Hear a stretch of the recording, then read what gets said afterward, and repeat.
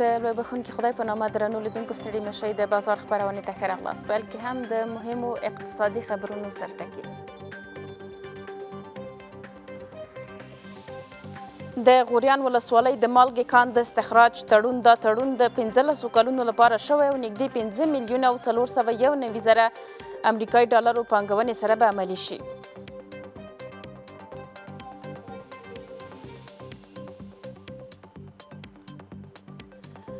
کابل کې د صنعت اونۍ 5م نندارتون دا نندارتون پرون پیل شوی چې موخه یې د کورني تولید وده او پراختیا ده.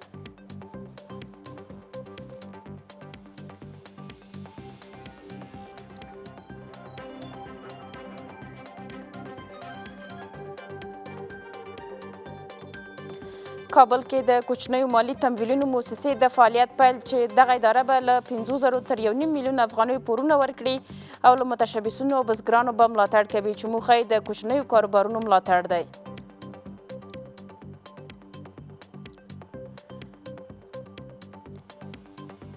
راستنو شویو کډوالو ماشومانو ته د زده کړې زمینې برابرول. کندهار کې به یو خصوصي ښوونځی دغو ماشومانو ته له لومړي ټولګي تر 12م ټولګي پورې د وړیا عصري او دیني زده کړو زمینه برابره کړي.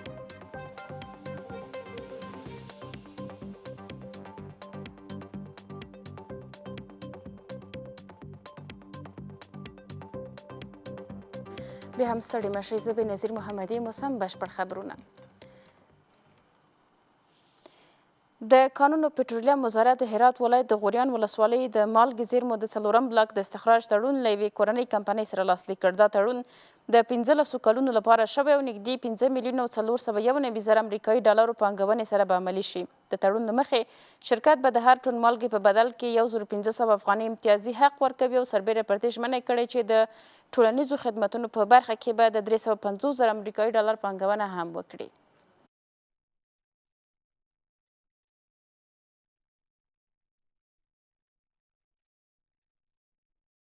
د صنعت او کانونو اونۍ 5 ملي او نړیوال نندارتون د اسلامي امارت د چارواکو د سیمې د هیوادونو د ډیپلوماټانو او سوداګرو په ګډون په کابل کې پرانیستل شو. مسؤلینو د پرانیستې په مراسمو کې د کورني صنعت پیاوړتیا، د اقتصادي ځان بسیاینې او د سیمه ییزو ترانزیټي پل په توګه د افغانستان د کارولو پر اهمیت ټینګار وکړ. په دغه نندارتون کې چې د چنګاښ له 10مې تر 14مې پورې دوام کوي، نږدې 400 غرفې د کورنیو تولیداتو لپاره ځانګړې شوي. په کابل کې د صنعت او کانونو د اونۍ 5 ملي او نړیوال نندارتون د اسلامي امارت د لوړپوړو چارواکو د سیمې او ګاونډیو هیوادونو د ډیپلوماټانو، سوداګرو او صنعتکارانو په ګډون پرانیستل شو. امارت اسلامی افغانستان مکمل صنعتکارای خود، تاجرای ملی خود مکمل حمایت میکنیم. ما کوشش میکنیم افغانستان را از یک کشور وارداتی به یک کشور صادراتی تبدیل کنیم. له خصوصي سکتور سره همکاري وکړو. د سالمې سیالۍ او ګډې پانګونې له لارې د هیواد صنعت ته نوی روح ورکړو. لومړنی شرط دا ده چې هغوی په خپل هیواد کې د صادراتو په ځای خپل تولید ته وده ورکړي او خپل داخلي تولیدات وکاروي. په همدې حال کې په کابل کې د ایران سفیر ویلي هیواد د افغانستان د خپلواکۍ او پرمختګ لپاره له هڅو ملاتړ کوي او د کابل او تهران اړیکې دوه اړخیزو او سیمه ییزو همکاریو د پیاوړتیا پر لور روانې دي. روابط جمهوری اسلامی ایران و امارت اسلامی افغانستان در مسیر سازنده‌ای قرار گرفته که به تقویت همکاری‌های دوجانبه و منطقه‌ای منجر خواهد شد. موږ له کورنیو بهرنیو پانګوالو څخه غواړو چې په قانونو په پروسس کې پانګونه وکړي، ځکه افغانستان نه یوازې د خامو موادو سرچینه ده بلکې د ستر صنعتي او اقتصادي بازار ظرفیت هم لري. په دې نندارتون کې نږدې 400 غرفې د کورني تولیداتو او همدارنګه د ایران، چین، ترکیه او ازبکستان محصولاتو ته ځانګړي شوي دي. دا دویم کال چې ښځو ته په نندارتون کې د حضور او لیدو اجازه نه ده ورکړل شوې. تاثیر بسیار مثبت در روند اطلاع سازی مردم و جامعه میکنم. داخلی کمپانی او د ولس لپاره دا یو مهم فرصت دی ترڅو داخلي کمپنۍ خپل تولیدات، نوښتونه او لاسته راوړنې ولس ته وړاندې کړي او هغوی دې باخبره اوسي. دا نندارتون د چنګاښ له 10مې تر 14مې پورې د صنعت او کانونو د اونۍ تر نوم لاندې د صنایعو او کانونو د خونې لوري په کابل کې جوړ شوی دی. په کابل کې د کوچنیو کاروبارونو د ملاتړ په موخه یوې مؤسسې فعالیت پیل کړی. دغه مؤسسه به د بزګرانو او ترڅنګ د دې به د متشبثینو څخه ملاتړ کوي چې په مالي پورونو کې له 5,000 تر 1 میلیون افغانۍ شامل دي. د کوچنیو کاروبارونو د ملاتړ او مالي خدماتونو ته د لاسرسي د پراخولو په موخه په کابل کې د کوچنیو مالي تمویلونو یو مؤسسې خپل فعالیت پیل کړ. د اقتصاد وزارت مسلکي مرستیال د دې مؤسسې د پرانیستې په مراسمو کې ویل د دغه ډول پروګرامونو رامنځته کول د اقتصادي ودې او د خصوصي سکتور د پیاوړتیا لپاره یو مهم ګام دی. کشور ما از سوی برخی کشورها هنوز تحریم است. ما محدودیت بانکی داریم ولی با این وجود شما می‌دانید که سرمایه گذاری در افغانستان در حال رشد و انکشاف است. هم سرمایه گذاران ملی و هم سرمایه گذاران خارجی. په همدې حال کې د افغانستان بانک او کوچنیو مالي تمویلونو د مؤسسو د اتحادیې مسؤلین وایي د کوچنیو مالي پورونو ورکړه زیاته شوې او ډېرې ګټه اخیستونکي ښځې دي. زموږ د مقررې مطابق 3 ډوله جوازونه ورکول کېږي. یو د ملي په کچه باندې چې نن هم جواز د ملي په کچه موږ ورکړی ده او د زون په سطح باندې ده او همدارنګه د ولایت په کچه باندې ده. دې کار په تر د دغه مؤسسو شمیر د پام وړ زیات شوی دی او تمه ده چې د یو شمیر نورې مؤسسې هم د افغانستان بانک له لوري د فعالیت جوازونه ترلاسه کړي. د دې مؤسسې مسؤلین وایي دغه مؤسسه د کوچنیو کاروبارونو مالکانو، بزګرانو او متشبثینو ته له 5,000 څخه تر 1.5 میلیون افغانیو پورې پورونه برابروي څو د اقتصادي فعالیتونو د پراختیا او د لا ډېرو کاري فرصتونو د رامنځته کېدو زمینه برابره شي. We are not only implementing projects. موږ پروژې نه اجرا کوو بلکې یو اقتصادي بستر جوړوو. له ماشومې پیلوو او د کورنیو ملاتړ کوو. د مهارتونو او د معیشت زمینه برابروو او د همدغې مؤسسې له لارې خلک له مالي خدماتو سره وصل کوو. د افغانستان بانک هم اعلان کړی چې تر اوسه د کوچنیو مالي تمویلونو برخه کې 8 مؤسسو ته د فعالیت جواز ورکړی او دغه مؤسسو نږدې 100,000 کسانو ته مالي خدمتونه برابر کړي دي. کندهار کې یو خصوصي ښوونځي سلګونه کډوالو ماشومانو ته د زده کړو زمینه برابروي. د نور علمي کور په نوم خصوصي ښوونځي مسؤلین وایي راستنو شویو کډوالو ماشومانو ته به له لومړي تر 12 ټولګي پورې د وړیا عصري او دیني زده کړو زمینه برابره شي. د نور علمي کور په نوم خصوصي ښوونځي کندهار کې د خپل فعالیت پیل سره سم د راستنه شوو 1500 کډوالو ماشومانو لپاره تر 12 ټولګي پورې د وړیا عصري او دیني زده کړو د زمینې برابرولو اعلان وکړ. د یاد ښوونیز مرکز مسؤلین وایي د زده کوونکو لپاره عصري درسي اسانتیاوې چمتو کړي دي. ادارې لخوا څخه ټولو هغو بېځایه شوو کسانو ته چې نن زموږ مهاجرین کورونه دي راغلي وي دې هېواد ته بېوزله هېوادوالو لپاره یتیمانو هېوادوالو لپاره 1500 ودانې وړیا سکالرشیپونه چې د 0% تر یا پورې به ټول وړیا وي وړاندې کوو د دې میز څخه. کندهار د ټولو مشرانو او د ټولو علمي اشخاصو څخه دا هیله کوم چې د علم د دغه مرکز تر شا ودرېږي، حمایه یې کړي او د هغوی سره لازمې اندازې مرسته وکړي. بلخوا راستنه شوي کډوال د خپلو ماشومانو لپاره د زده کړو له دغه فرصت څخه هرکلی کوي، خو د راستنه شوو کډوالو لپاره د نورو اسانتیاوو غوښتنه کوي. زموږ کوچنیان دغه دي چې دا قدر وس موږ نه لرو چې دغه د کابل عمومي سړک دی چې دا مکتب ته ولاړ شي. د ملره سره مخامخ په خیمو کې گزاره کوو نو دا مو اړتیاوې دي.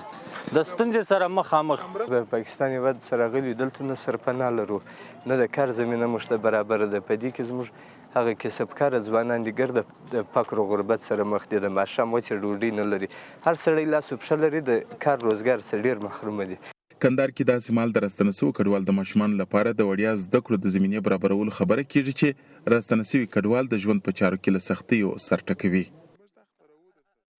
اوس هم ګرځو یوې لنډې دمې ته له دمې وروسته د نیمه ورځ دوام ته راګرځو.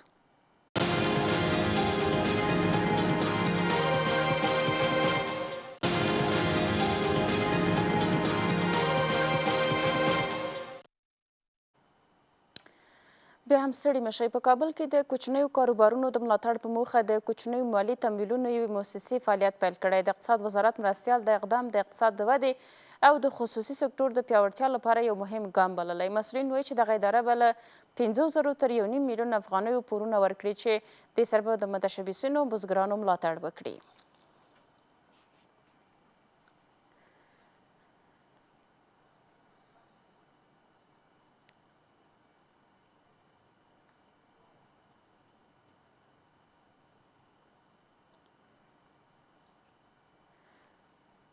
پر همدې موضوع بحث لرو. د بحث لپاره را سره په خپرونه کې د اقتصادي چارو شنونکی ښاغلی قطب الدین یعقوبي مېلمه دی. یعقوبي صاحب ستړی مه شئ، وخت مو په خیر. مخکې له دې چې پر پور ورکړې باندې وغږېږو، ښه دا ده چې پیل همدې وکړو په هېواد کې د وړو یا کوچنیو کاروبارونو وضعیت ته په کوم نظر ګورئ؟ سلام خدمت شما، خدمت بینندگان محترم و شما همکارای تکنیکی، وقت شما بخیر. ببینین در یک کشوری که قرار باشه در قسمت اقتصاد و در قسمت رشد صنایع کوچک و بالاخره قرار باشه که ما اینا را در قسمت تقویت زیرساخت‌های اقتصادی یک مملکت تلاش بکنیم و تهداب گذاری از این بکنیم، شروع از اینا از سرمایه‌گذاری‌های کوچک شروع میشه. مخصوصا افغانستان که یک کشوری که پر از ظرفیت هاست، امکانات بسیار خوبی در اینجا وجود داره. در قسمت سرمایه‌گذاری‌های کوچک در صورتی که به شکل پلان شده و به شکل درست سرمایه‌گذاری‌ها صورت بگیره، طبعا مفیدیت از این و مسئولیت از این میتونه در قسمت تشکیل سرمایه‌گذاری‌های بزرگ و در قسمت بهتر شدن وضعیت اقتصادی که ستون اساسی و بخش اساسی اقتصاد افغانستان تشکیل میده نقش مهم و حیاتی داره. بنابراین مؤسسات و انجیوهایی که در داخل افغانستان و یا هم سرمایه‌گذارانی که از بیرون افغانستان در قسمت سرمایه‌گذاری‌های کوچک یا در قسمت سرمایه‌گذاری‌هایی که به شکل ابتدایی و با امکاناتی که در اختیار مردم افغانستان در قرا و قصبات و یا هم در اطراف دارن میتونه در تحول اقتصادی و در بهتر شدن وضعیت اقتصادی افغانستان نقش مهم و حیاتی را ایفا بکنه و در ضمن از او در بهتر شدن شرایط اشتغال و فرصت‌های کاری که دیگه به وجود میاد میتونه در تحول اقتصادی و در بهتر شدن شرایط اقتصادی مردم افغانستان، مخصوصا کسایی که درآمد بسیار کم دارند و در قسمت مهیا شدن و بهتر شدن فرصت‌های کاری به مشکل مواجه هستند، میتونه در شرایط کنونی و در شرایطی که ما و شما در ایالت قرار داریم نقش مهم و حیاتی را ایفا بکنه. یعقوبي صاحب فکر کوئ اوس مهال په هېواد کې د وړو کاروبارونو لرونکو لپاره هغه عمده ننګونې یا اصلي ستونزې څه دي؟ ببینید ما در افغانستان قسمی که خدمتتان یادآور شدم، افغانستان یک کشوری هستیم که از هر لحاظ، از لحاظ ظرفیتی که برای فعلا ما شما نگاه بکنیم ظرفیت بسیار خوب داره، مخصوصا در سکتور زراعت، در سکتور معادن، در بخش‌های صحت و امثال از اینا. متاسفانه بنابر مشکلاتی که از قبل موجود بوده و عدم یک پلان منظم باعث از در قسمت کاروبار خرد و کوچک توجه جدی صورت نگیرد. در صورتی که شما کشورهای دیگری را اگر مطالعه بکنید در قسمت رشد اقتصادشان و در قسمت تقویت زیرساخت‌های اقتصادیشان همگی از اینا از کاروبارهای خرد شروع شده. مثلا در قسمت زراعت اگر ما شما ببینید در داخل افغانستان زراعت امکانات بسیار خوبی را مهیا کرده، مخصوصا ما میتونیم با غرس چند جریب زمین و یا هم با غرس چند اصل نهال و یا هم با پرورش چند از حیوانی که بتانه از محصولات مثل شیر و ماست و گوشت از اونها استفاده بکنیم و یا هم به این شکل ما در قسمت فارم های کوچک مثل فارم های مرغداری و یا هم امثال از اینا میتونیم در قسمت بهتر شدن کاروبار کوچک یک فرصت معیشتی را بر مردم ایجاد بکنیم. در صورتی که در اینجا توجه صورت بگیره و در قسمت از اینکه ما بتانیم این را ظرفیت سازی بکنیم، شما متيقن باشین وضعیت تغییر میکنه، وضعیت بهتر میشه. ضمن از اینکه ما میتونیم امو تکافؤ و نیازمندی های خانواده ها را در قرا و قصبات در محلات تامین بکنیم، میتونیم در قسمت صنایعی شدن و در قسمت صنعتی شدن از این بخش هایی که خدمتتان ذکر کردم میتونیم رول مهم حیاتی را ایفا بکنیم. بنابراین توجه در صورتی که بالای کاروبار خرد و بالای کسب کار خرد صورت بگیره، شما متيقن باشین وضعیت به شکل بسیار سریع تغییر میکنه و در بهتر شدن شرایط اقتصادی مملکت، شرایط اقتصادی مردم و در بهتر شدن معیشتی مردم هم میتونه رول مهم و حیاتی را ایفا بکنه. یعقوبي صاحب تازه بیا په کابل کې یو موسسې فعالیت پیل کړی چې غواړي له متشبثینو او دغه راز له بزګرانو څخه ملاتړ وکړي او قرضه ورکړي. دغه اقدام ته په کوم نظر ګورئ؟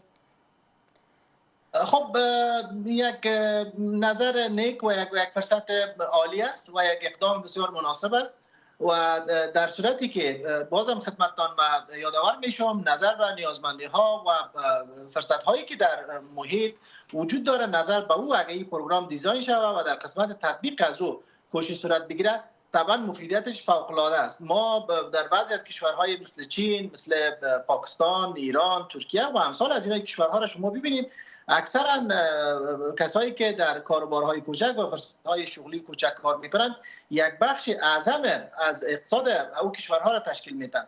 ما در صورتی که از اینا یک الگوبرداری خوب و یک فرصت خوبی را برداشت بکنیم، متيقن باشین ما میتونیم در داخل افغانستان هم این فرصت را ایجاد بکنیم و دولت هم در اینجا یک سلسله مکلفیت هایی را داره. ما در قسمت ترویج ازی، در قسمت شرایطی که بر از اینا ایجاد میکنه، این مهم است باید دولت توجه بکنه و در ضمن از محصولات و یا هم امتعایی که در داخل افغانستان توسط کاروبارهای کوچک تولید میشه باید اینا حمایت شود در قسمت پروسس، در قسمت ذخیره، در قسمت بسته‌بندی و بالاخره در قسمت فروش از اینا، چه در بازارهای محلی و یا هم چه در بازارهای منطقه و بالاخره در بازارهای بین المللی زمینه سازی و رشد از اینا فروش از اینا صورت بگیره.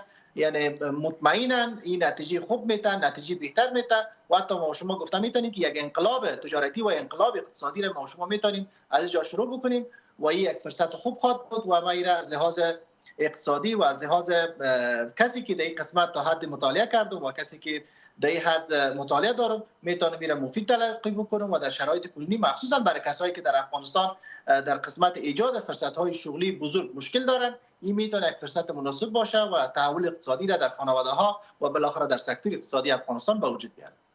یعقوب صاحب، یوه ستونزه چې د کورنیو تولیدونکو لپاره ده هغه د بازار موندنې یا بازاریابۍ ده. فکر کوئ څه باید ترسره شي چې د کورنیو تولیداتو محصولاتو لپاره ښه بازار موندنه وشي؟ حتی په کور دننه هم دغه توکو د پلور بازار بیا کمرنګه دی. خب ما متاسفانه بله در قسمت بازاریابی، در قسمت استانداردسازی و بالاخره در قسمت خرید محصولاتی که در داخل افغانستان تولید میشه متاسفانه بازار خوب نداریم.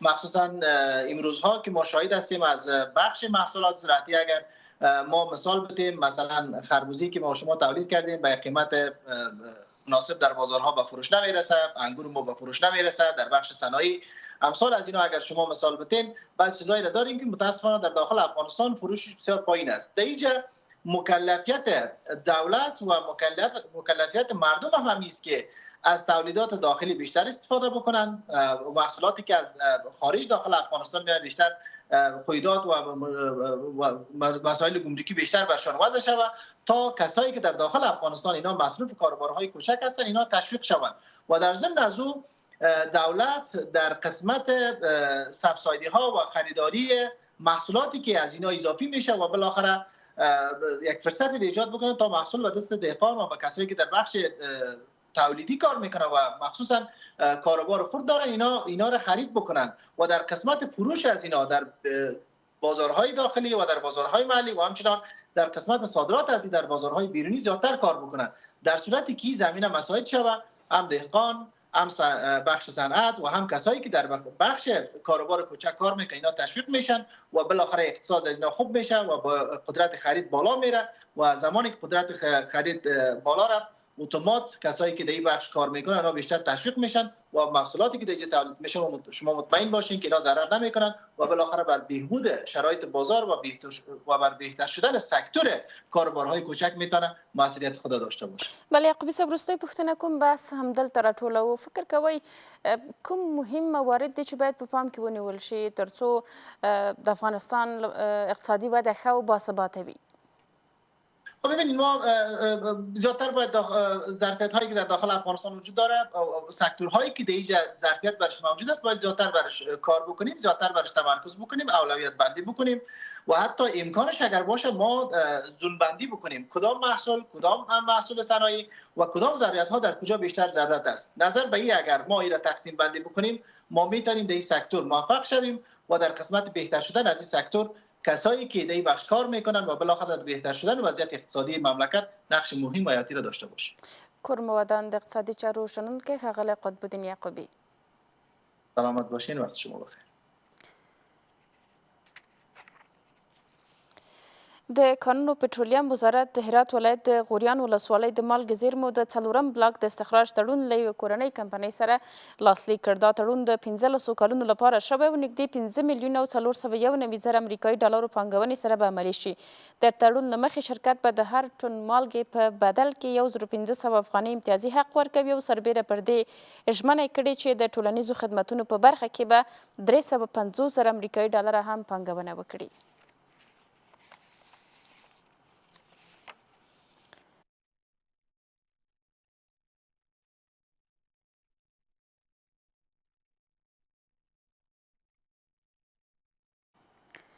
په کابل کې د کوچنیو کاروبارونو د ملاتړ په موخه د کوچنیو مالي تمویلونو یوې مؤسسې فعالیت پیل کړی. د اقتصاد وزارت مرستیال د اقدام د اقتصاد د ودې او د خصوصي سکتور د پیاوړتیا لپاره یو مهم ګام بللی. مسؤلین وایي چې دغه اداره به له 500 تر 1.5 میلیونه افغانیو پورونو په ورکړې له متشبثینو او بزګرانو ملاتړ کوي.